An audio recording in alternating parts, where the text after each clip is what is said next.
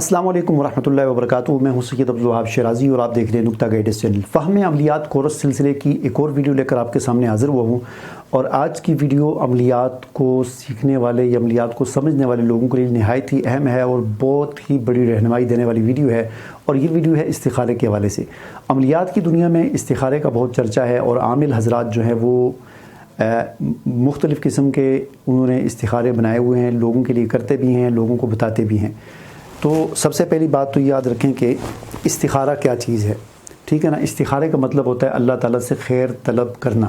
استخارہ اللہ سے خیر طلب کرنا، تو اس کے معنی سے ہمیں پتہ چلتا ہے کہ استخارہ کیا چیز ہوگی۔ یعنی استخارہ ایک دعا ہے۔ اللہ سے خیر طلب کرنے کا کیا مطلب ہے کہ اللہ سے ہم ہاتھ اٹھا کر اللہ سے خیر طلب کریں کہ اللہ میں یہ کام کرنا چاہتا ہوں تو اس میں خیر والا معاملہ فرما، ٹھیک ہے نا۔ اب تھوڑی سی میں یہ بات آپ کو بتا دوں کہ استخارے کے جو من گڑت اور فضول اور بیہودہ اور ایسے طریقے کہ جن کو علماء کرام نے حرام قرار دیا ہے، وہ طریقے آج ہمارے معاشرے کے اندر رائج ہو چکے ہیں، اور کئی علماء بھی جہالت کی وجہ سے ان طریقوں کو لوگوں کو بتاتے ہیں۔ مثال کے طور پر شاہ ولی اللہ محدث دہلوی رحمۃ اللہ علیہ فرماتے ہیں استخارے کے حوالے سے کہ استخارہ جو ہمیں جو دیا، حضور صلی اللہ علیہ وسلم نے جو ہمیں استخارہ دیا، حضور نے کیا دیا؟ ایک دعا ہمیں سکھلائی کہ وہ دعا ہم پڑھیں، نفل پڑھ کے 2 رکعت دعا پڑھیں۔ تو شاہ ولی اللہ محدث دہلوی فرماتے ہیں کہ یہ جو استخارہ جو اسلام میں دیا گیا ہے، یہ جاہلیت کے اس طریقے کو ختم کرنے کے لیے دیا گیا ہے کہ جو جاہلیت کے اندر رائج تھا۔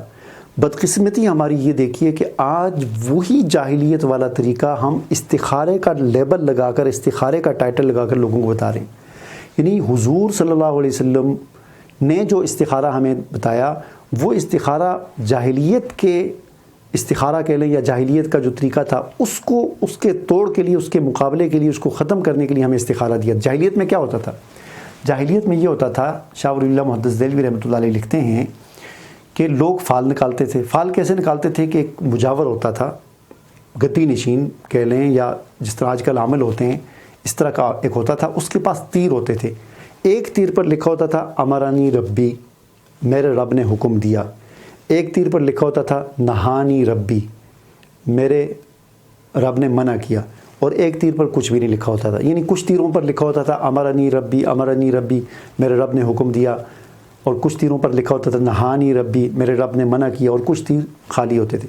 اب وہ ان کو ایسے ہلا کر نا وہ پھینکتا تھا اور کہتا تھا ایک تیر اٹھاؤ۔ اب وہ پوٹلی میں سے ایسے کر کے جو ایک تیر اٹھاتے تھے، اگر اس پر لکھا ہوتا، اگر وہ تیر ہاتھ میں آتا جس پر لکھا ہوا تھا امرانی ربی، تو کہتے جی دیکھیں امرانی ربی، اللہ نے حکم دیا لہٰذا آپ یہ کام کریں، اللہ نے حکم دے دیا۔ اگر وہ تیر ہاتھ میں آتا جس پر لکھا ہوتا تھا نہانی ربی، میرے رب نے منع کیا، تو کہتے دیکھو جی اللہ نے منع کر دیا لہٰذا تم نے یہ کام نہیں کرنا۔ اور اگر وہ تیر ہاتھ میں آتا جو خالی ہوتا تو کہتے اب دوبارہ کریں۔ اب دیکھیں بالکل یہی چیز آج ہمارے معاشرے کے اندر مسلمانوں میں استخارے کے نام سے پھیلا دی گئی ہے، اور پرچیاں بنائی جاتی ہیں مختلف طریقے ہیں۔ کوئی اسی طرح امرنی ربی اور نہانی ربی لکھتا ہے، اور کوئی لکھتا ہے خیرن یرا، کچھ پرچیوں پہ لکھا ہوتا ہے خیرن یرا، اور کچھ پرچیوں پہ لکھا ہوتا ہے شرن یرا، اور کہتے ہیں ان کو ایسے کر کے تو پھینکیں اور اٹھائیں۔ اگر خیرن یرا یہ پرچی ہاتھ میں آ جائے تو اس کا مطلب ہے یہ کام آپ کر لیں، اور اگر شرن یرا والی پرچی آپ کے ہاتھ میں آ جائے تو اس کا مطلب ہے کہ آپ نے یہ کام نہیں کرنا، یہ شر ہے۔ یہ بالکل وہی جاہلیت والا طریقہ ہے، اور استخارے کے نام پر ہم کریں۔ حالانکہ اسی طریقے کے توڑ کے لیے حضور نبی کریم صلی اللہ علیہ وسلم نے ہمیں استخارہ سکھایا تھا کہ وہ نہ کرو، یہ استخارہ کرو، یہ استخارے کی دعا پڑھو، نفل پڑھ کے اللہ سے دعا مانگو، ٹھیک ہے۔ کتنی بڑی جہالت ہے کہ جاہلیت والا کام آج ہم استخارے کا نبی کریم صلی اللہ علیہ وسلم کے استخارے کا ٹائٹل لگا کر، یعنی یوں سمجھ لیں کہ شراب کے اوپر ہم دودھ کا لیبل لگا کر ہم بیچ رہے ہیں، ٹھیک ہے۔ تو یہ کام نہ کریں۔ اسی طرح کوئی تسبیح پہ کسی نے بنایا ہوا تسبیح والا استخارہ، کسی نے پتہ نہیں کس والا استخارہ، طرح کے من گڑت قسم کے استخارے بنائے ہوئے ہیں۔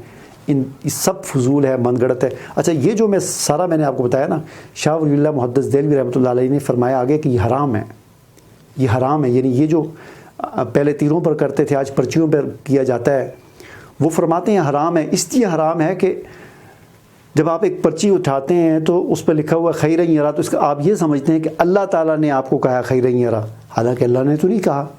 اگر آپ کے ہاتھ میں پرچی آتی ہے شرن یرا، تو آپ یہ سمجھتے ہیں کہ اللہ نے آپ کو کہا شرن یرا، حالانکہ اللہ نے نہیں کہا۔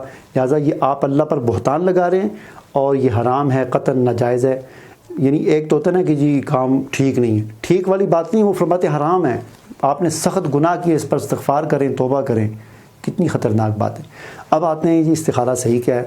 استخارے کا جو صحیح طریقہ یہ ہے کہ آپ 2 رکعت نفل پڑھیں، اس کے بعد جو حضور صلی اللہ علیہ وسلم نے ہمیں استخارے کی دعا بتائی ہے، کتابوں میں مل جاتی ہے، آپ گوگل پر سرچ کریں، اللہم انی استخیرک بعلمک واستقدرک بقدرتک، یہ پوری ایک دعا ہے، اس دعا کو آپ پڑھیں، زبانی یاد ہے، زبانی پڑھیں نہیں تو دیکھ کر بے شک پڑھ لیں، اور اس کا ترجمے کا دھیان کر کے پڑھیں، اور اس کے بعد 2 دن کریں، 4 دن کریں۔ ضروری نہیں ہے کہ آپ کو کوئی خواب آئے گی، ضروری نہیں ہے کہ آپ کو کچھ ہوگا، بس آپ نے استخارہ کیا، آپ کا دل اس کے بعد جس طرف مائل ہے وہ کام کر لیں، اگر وہ آپ کے حق میں بہتر ہوا تو اللہ تعالیٰ آپ کی مدد فرمائیں گے، وہ کر دیں گے، اگر آپ کے حق میں بہتر نہ ہوا تو آپ نے اللہ سے دعا کی ہوئی، اللہ مجھے پھر یہ کام نہ ہو، تو اللہ تعالیٰ اس میں رکاوٹ ڈال دیں گے۔